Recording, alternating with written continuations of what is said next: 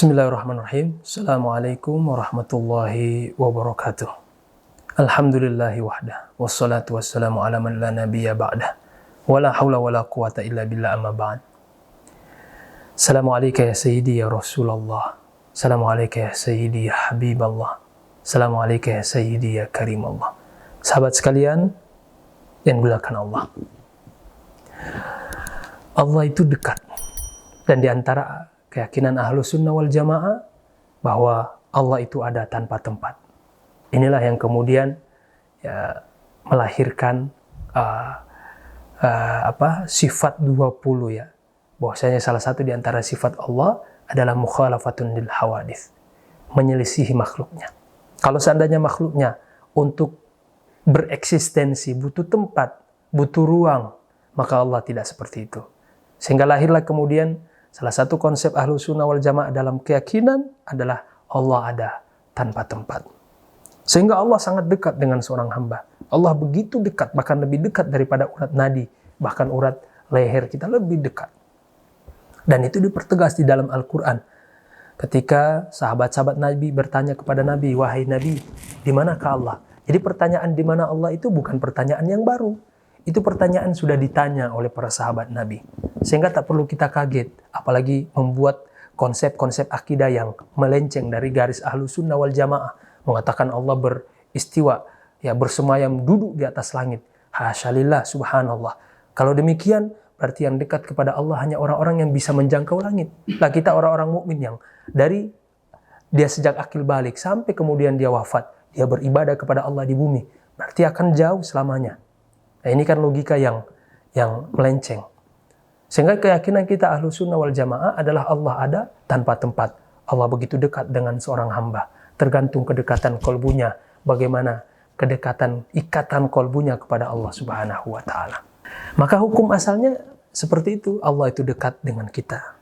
Hanya saja kitalah yang memberikan jarak kepada Allah. Allah dekat kepada seorang hamba dengan kejauhannya. Dan Allah jauh, tapi dekat di dalam kejauhan Allah. Allah sangat dekat. Hanya saja kita sebagai seorang hambalah yang menghijab diri kita untuk dekat kepada Allah. Nah disebutkan oleh Imam Al-Ghazali dalam kitab Minhajul Abidin. Ya, ada hijab. Ya, walaupun nanti hijab Allah kepada hamba, itu nanti ada, kita akan jelaskan satu persatu ya. Ada yang bernama hijab nur. Ya, dan itu jumlahnya tidak sedikit, 70.000 hijab cahaya, ya. Dan juga ada hijab zulumat, kegelapan. Allah menghijab dalam tanda kutip ya, dirinya dengan 70.000 kegelapan. Ya. Walaupun hijab ini tidak melulu berkonotasi yang jelek atau negatif. Karena kalau seandainya Allah tidak menghijab tanda kutip dirinya, alam semesta kita semuanya akan hancur, tidak kuat. Ya. Jangankan Allah menampakkan tanda kutip dirinya, tajalliyatnya Allah berupa nurnya saja itu sudah bisa menghancur leburkan gunung yang ada di Tunis ketika Nabi Musa alaihissalam meminta untuk diperlihatkan wujud Allah. Ya, maka Allah tegaskan, ya, jangan dulu engkau meminta ya kepada saya untuk melihat wujud asliku, ya. Karena kan Nabi Musa meminta kepada Allah, ya. Rabbi arini anzur ilaik, wahai Tuhanku, perlihatkan wujudmu agar aku bisa melihatmu. Nah dari sinilah kemudian para ulama kita mencoba ya menjelaskan bahwa Allah itu bisa dilihat. Karena mustahil Nabi Musa meminta untuk diperlihatkan kalau Allah itu tidak bisa dilihat. Ketika Allah memperlihatkan tajalliyatnya, Allah mengatakan, jangan dulu wujudku, saya akan berikan kepadamu tajalliyat, yang dimana kalau kita terjemahkan baru bayang-bayangnya Allah, bayangannya saja sudah bisa menghancurkan gunung. Ya. Makanya Allah tegaskan, coba kamu lihat itu gunung. Kalau gunung itu masih kokoh di tempatnya, berarti kamu bisa melihat wujud asliku. Ya, ternyata gunungnya hancur lebur. Ya, baru penampakan tajalliyatnya Allah Subhanahu wa Ta'ala.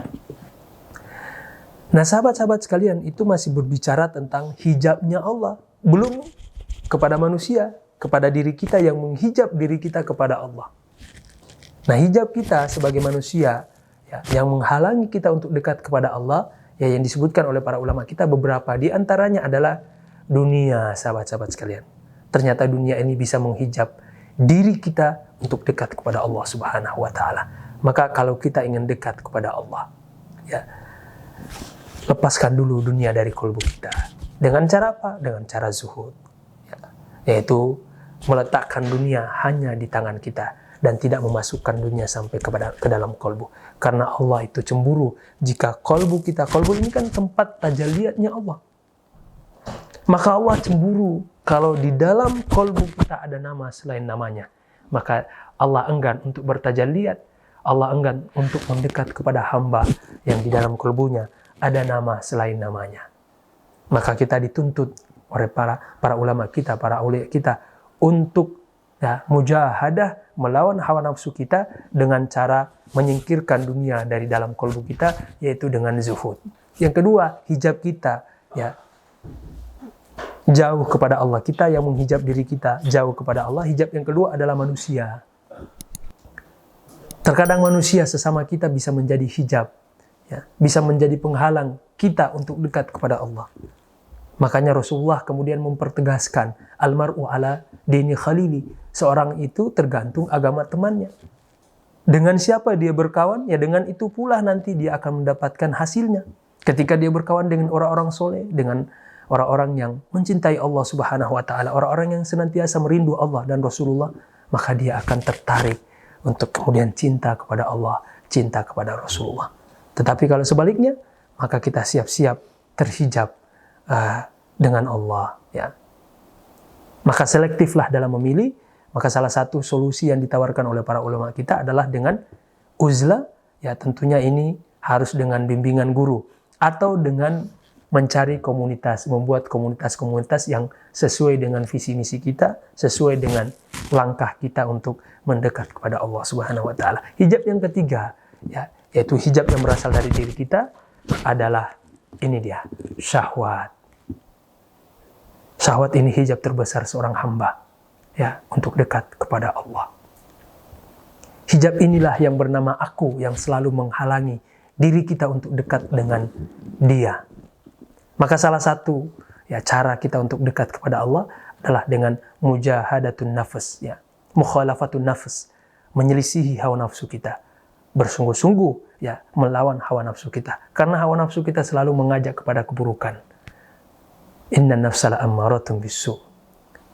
Dan ini juga yang disebutkan oleh Al-Arif Billah Ibnu Athaillah As-Sakandari. Kata beliau di salah satu quotes indah beliau, quotes hikmah beliau, yaitu di dalam kitab hikam beliau, kata beliau, am kaifa yarhalu ilallah wa huwa mukabbalun bi syahwati. Bagaimana mungkin seorang hamba bisa, ya, menapaki jalan menuju Allah sedangkan dia terbelenggu dengan syahwatnya.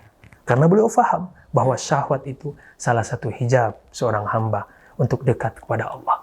Maka kita harus melawan hawa nafsu kita atau minta kepada Allah Subhanahu wa taala supaya kita bisa menundukkan hawa nafsu kita. Dan yang terakhir yang menjadi hijab kita, hijab manusia untuk dekat kepada Allah adalah syaitan. Maka kita harus banyak-banyak bertaus kepada Allah, minta perlindungan kepada Allah. Sebagaimana yang diperumpamakan oleh Imam Al-Ghazali bahwa syaitan itu seperti anjing. Bagaimana kita bisa selamat dari anjing? Ya, kita minta perlindungan dari tuannya. Karena kita akan capek kalau kita melawan anjing itu dengan diri kita. Maka jalan yang terbaik agar kita bisa terhindar dari godaan syaitan yang selalu menjauhkan kita dari Allah adalah minta perlindungan kepada Allah. Dan hijab Allah yang berjumlah 70.000 itu, baik yang nur, cahaya, maupun yang kegelapan. Allah menghijab dirinya supaya alam semesta ini termasuk kita tidak hancur. Ya. Maka kita harus mengangkat, setelah kita selesai mengangkat hijab kita, hijab yang ada dalam diri kita, maka kita harus berusaha mengangkat hijab-hijab Allah itu agar kita dekat kepada Allah. Nah, hijab Allah yang berupa kegelapan itu adalah maksiat, syahwat. Maka kita harus melawan syahwat kita, kita harus melawan hawa nafsu kita, ya. Termasuk penyakit-penyakit hati seperti riya, sum'ah, ingin didengar, ya, hubbu syuhrah, cinta popularitas, ingin terkenal, cinta kepada kedudukan, ya. Maka kita harus hilangkan semua hasrat-hasrat itu supaya kita bisa dekat kepada Allah, supaya kita bisa merasakan kedekatan kolbu kepada Allah. Dan hijab-hijab cahaya itu juga harus kita angkat. Sebagaimana kegelapan itu menghijab kita, ya, yang berjumlah 70.000 itu, ya juga nur cahaya itu kadang menghijab kita. Terkadang ketaatan itu bisa menjauhkan kita dari Allah. Kapan ketaatan itu bisa berubah menjadi hijab? Ketika ibadah itu kita membawa aku di dalam diriku. Karena Allah enggan ada aku selain Dia. Maka kita harus mengangkat aku itu. Aku yang selalu merasa ibadah. Aku yang selalu merasa bahwa ibadah ini dariku. Maka Allah akan menghijab hamba-hamba yang seperti ini. Maka salah satu cara kita untuk mengangkat hijab itu adalah dengan membangun kesadaran ilahiyah. Kita selalu membangun kesadaran ilahiyah. Dengan apa? Dengan memperbanyak membaca la haula wala quwata illa billah. Tiada upaya, tiada kekuatan melainkan Allah. Tiada taufik yang mampu menggerakkan hamba agar bisa beribadah kepada Allah kecuali Allah Subhanahu wa taala. Atau dengan kita bermarifat. Karena orang yang mengenal Allah mustahil dia akan menduakan Allah. Dia kenal Allah, dia tahu siapa dirinya, dia tahu siapa Allah. Bagaimana mungkin dia bisa riya dalam taatnya? Karena dia tahu yang menggerakkan dirinya bisa beribadah kepada Allah adalah Allah juga. Terus apa yang dia sombongkan? Seperti orang yang dipinjamkan mobil, ya. Kan kurang etis dia bergaya-gaya dengan mobil pinjaman itu. Maka orang yang sadar bahwa mobilnya itu hanya pinjaman, dia tidak akan pernah sombong. Sama seperti seorang hamba yang berada di maqam la haula wala quwata illa billah. Tidak akan pernah sombong. Ketika dia faham dirinya, ketika dia tahu dirinya, ketika dia mengenal Allah, maka dia tidak akan pernah sombong. Maka secara otomatis hijab itu akan terangkat. Dan hijab yang paling dekat, ya, yang berjumlah 70.000 itu adalah hijab ma'rifat. Maka orang yang mengenal Allah itu langsung kebuka semua hijab-hijabnya sampai kepada hijab yang paling dekat. Maka dari itu teman-teman sekalian, mari kita berusaha untuk mendekat kepada Allah. Karena Allah itu tidak butuh tempat, kitalah mendekat kepada Allah dengan ma'rifat. Sebagaimana yang disebutkan oleh Imam Ibnu Athaillah Sakandari, wusuluka ilallah. Sampainya kita kepada Allah dengan apa? Apakah dengan fisik? Oh tidak. Karena Allah bukan fisik. Allah non-materi. Sehingga kita tidak perlu fisik kita untuk mendekat kepada Allah. Tetapi Allah, kita akan sampai kepada Allah dengan kolbu kita, dengan ilmu kita, dengan ma'rifat kita kepada Allah Subhanahu wa ta'ala. Billahi taufiq wal hidayah. Assalamualaikum warahmatullahi wabarakatuh.